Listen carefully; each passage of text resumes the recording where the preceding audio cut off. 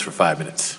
Secretary Nielsen, the majority on this committee must think you're doing a fantastic job because they've ordered this hearing so that you could come before us and look tough and remorseless just in the time for the holidays. The remorseless secretary during the holidays. Christmas, as they like to make sure and specify.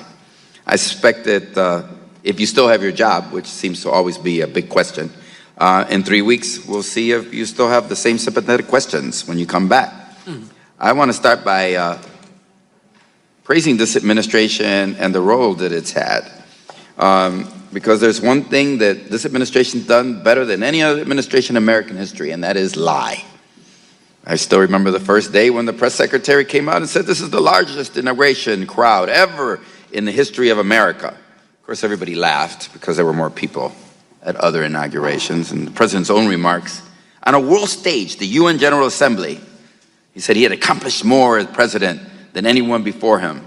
And the world laughed because the evidence was plain to see that that just wasn't true. But specifically in the area of Homeland Security, lying has become elevated to an astounding level of mendacity. President Trump descended the golden escalators at Trump Tower to announce his candidacy by saying Mexico was sending us the worst rapists, murderers.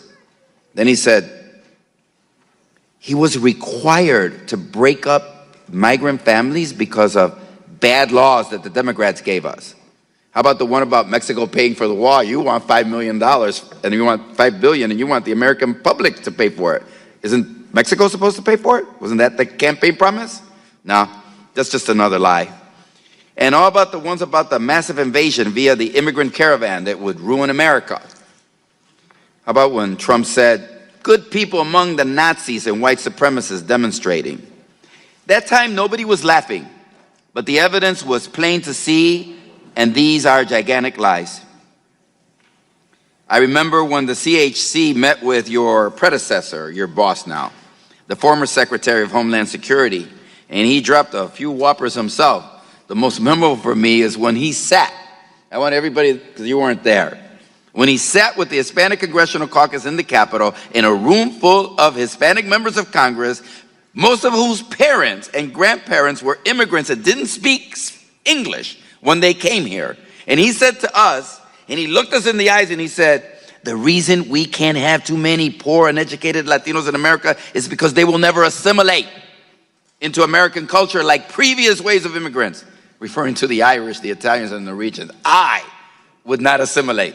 The members of Congress, duly elected, would not assimilate, so we couldn't have more. He said that to us. It's almost as though we were invisible to him.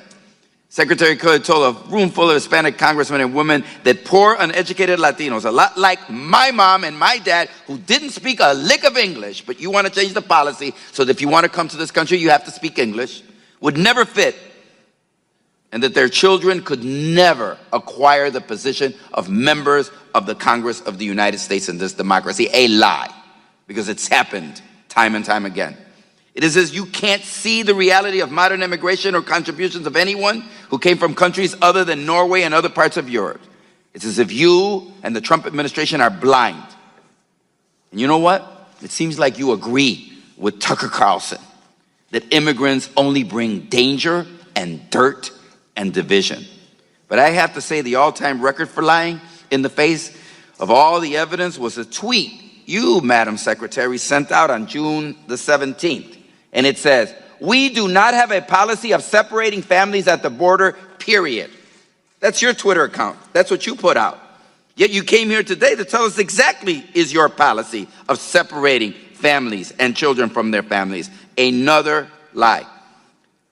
I know I have 45 seconds. I won't take them all.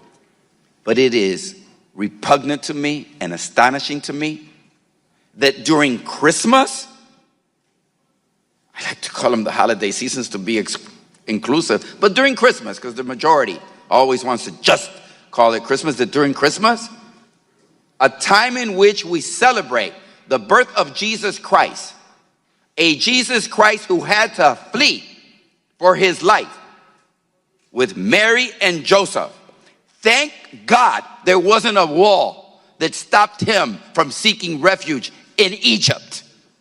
Thank God that wall wasn't there. And thank God there was an administration like this, or he would have too have perished on the 28th, on the day of innocence, when Herod ordered the murder of every child under 2 years of age. Maybe I haven't gone a lot to Bible school, but I know that part. Thank God. Shame on everybody that separates children and allows them to stay at the other side of the border, fearing death, fearing hunger, fearing sickness. Shame on us for wearing our badge of Christianity during Christmas and allow the secretary to come here and lie. Thank you. Time of the gentleman has expired. If the secretary would care to respond to any of that. Only then to say that calling me a liar are fighting words. I'm not a liar. We've never had a policy for family separation. I'm happy to walk the gentleman through it again.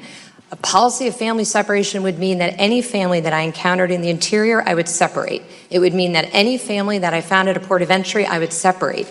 It would mean that every single family that I found illegally crossing, we would separate. We did none of those. What we did do is uphold the laws that Congress has passed, and we prosecuted those who choose to come here illegally. As far as not being compassionate, let me just tell you what I have done. And of course, he couldn't be bothered to stay, so I'm happy to tell the rest of the committee. What we have done is we have worked extensively with the Northern Triangle countries to find ways to help vulnerable populations as soon in their